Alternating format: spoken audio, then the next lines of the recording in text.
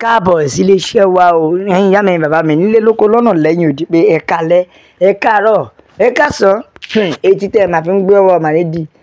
Bákan náà ojú tẹ́ ẹ fi ń rí wa kò ní fọ́ láṣẹ̀dùà ẹ ò mà ní ló ń gbé sọnù bí ò ṣe bí ọmọ o. Àṣeyọ̀ ló wà ní orò tó lò fi ń ké gbígbọ́n ọmọ Yorùbá ẹ jáde kẹ́ ẹ má gbàṣírí ọmọ Adéyẹmọ mo kí ẹ bàbá nítorí ẹ kú ọpọlọ ọmọ Adéyẹmọ ti tú àṣírí ó tú àṣírí gbogbo bí wọ́n ṣe ń fikú lé wá kiri bẹ́ẹ̀ ni o gbogbo bí wọ́n ṣe ń pa wálẹ̀ Yorùbá tó jẹ́ pé ọwọ́ àwọn ìjọba gan ọwọ́ wọn bọ́ àbí ká sọ pé ọwọ́ àwọn ọlọ́pàá gan bọ́ wọn ò rí nǹkan kan ṣe sí i ọmọ Adéyẹmọ ti yànnàná ọ̀rọ̀ so àṣé ẹ̀yin àgbààgbà tẹ́ ẹ tà wá sóko ẹrú yìí ẹ̀yin gan ni main problem káre ẹ ti gbàgbé wípé kíní kan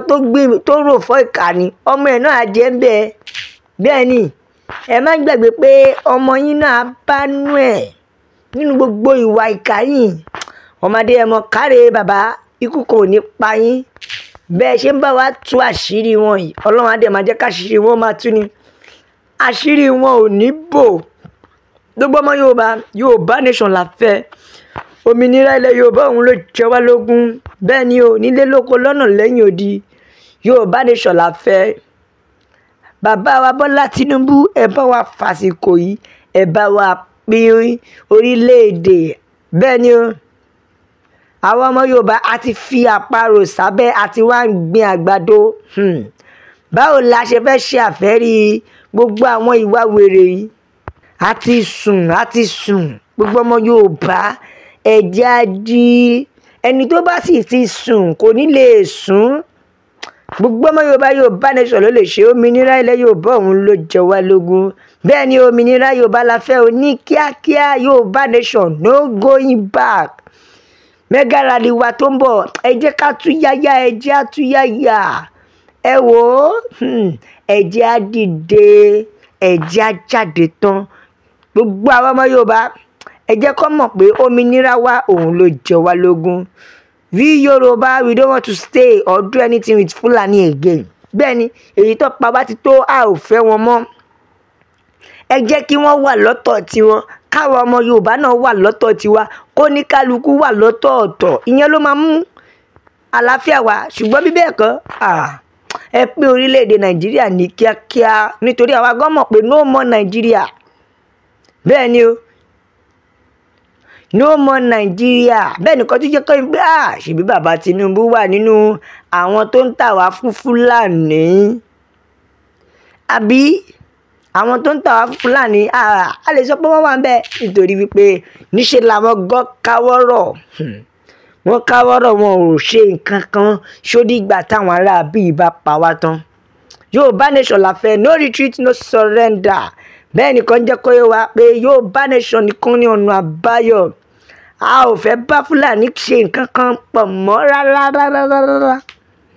ẹ fi wẹ́ pín let everybody go kí oníkálukú yóò lọ káwa náà dá wà à ń ṣe nǹkan náà bẹ́ẹ̀ ni à ń ṣe nǹkan náà ọ̀tọ̀ọ̀tọ̀ ní wá Yorùbá nation làwa fẹ́ àwọn ọmọ Yorùbá gidi à ń pariwo fún òmìnira wa we need our total freedom Yorùbá ní àìbánisùn káfani nítan ya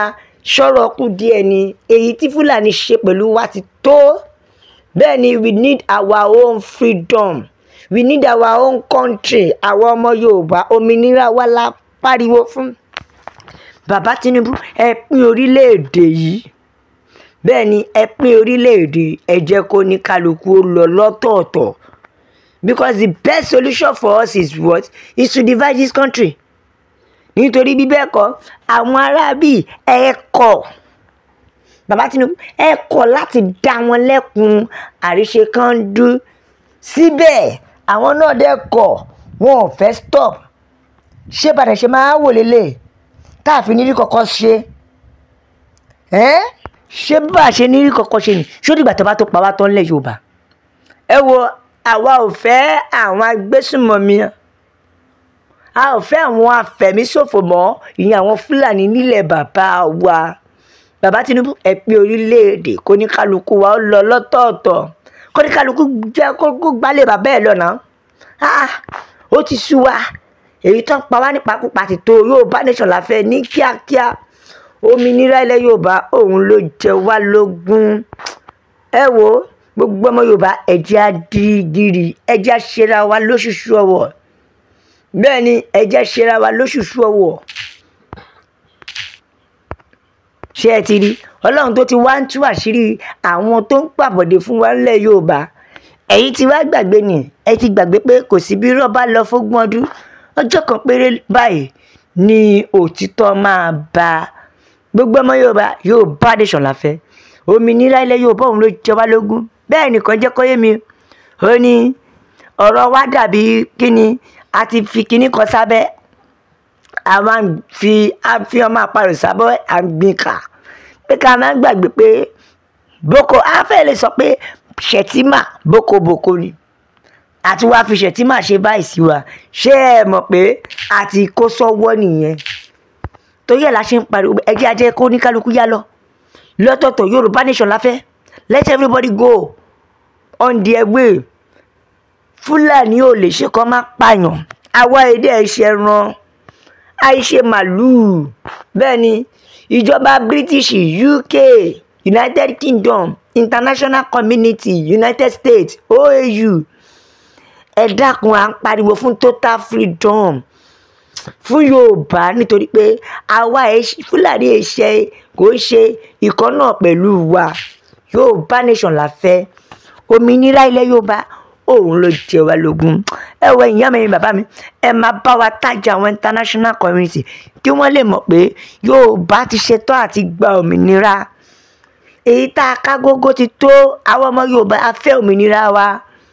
A kò fẹ́ bá àwọn apànìyàn tó jẹ́ pé a ò ní lè sùn, a ò ní lè fojú korun, jìnnìjìnnì ṣáá ni, ẹ̀rù ṣáá ni. That is why we want our nation. We the Yorùbás, we don't want Fulani in our midst again. A ò fẹ́ wọn mọ́, ó sú wa. Bàbá Tinubu ẹ dákun ẹ ṣe ohun tó tọ́, káàkókò tó lọ ẹ bá wa pín orílẹ̀-èdè yìí. Bàbá Tinubu ẹ pín orílẹ̀-èdè yìí. Ẹ̀yin mi, bàbá mi, ẹ bá mi bó ẹ bó kó lọ fà, ẹ share, ẹ subscribe, ẹ bá ń tẹ sójú ẹ jẹ́ ó yá àwọn èèyàn lọ́tùn lósì pé Yorùbá nation nìkan ní ọ̀nà àbáyọ. Ni mo fi sọ pé a ó máa bẹ ọ̀bẹ ẹni bẹ́ṣu ni, àtẹ́lẹsẹ̀ yóò sì máa bẹ nà. Gbogbo ẹni tó bá mà láò ní dé, ó mà láò ní dé bá. God bless Yorùbá nation. Ọlọ́run wá bùkún orílẹ̀-èdè mi. Ó dàbọ̀.